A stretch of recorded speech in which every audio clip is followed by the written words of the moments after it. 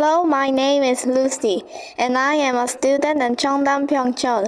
Today we will be discussing which is better, studying alone or studying in group. We can study alone or with other people. Studying alone is good for concentrating, but studying in groups is good to ask difficult things.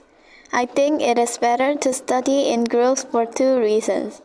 First, studying in groups is good for asking questions and discussing with others.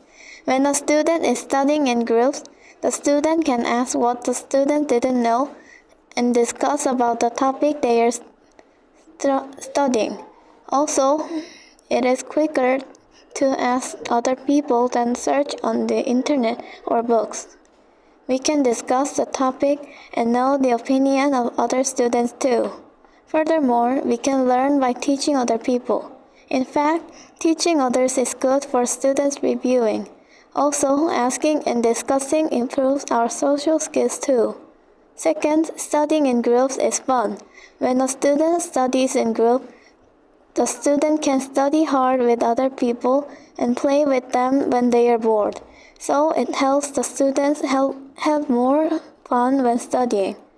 They can talk about the thing they studied and they can review in a fun way. Also, they can have fun while studying by talking to others.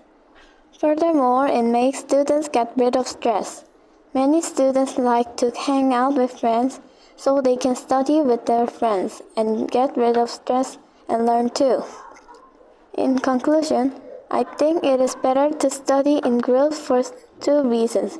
First, it is good for asking questions and discussing with others.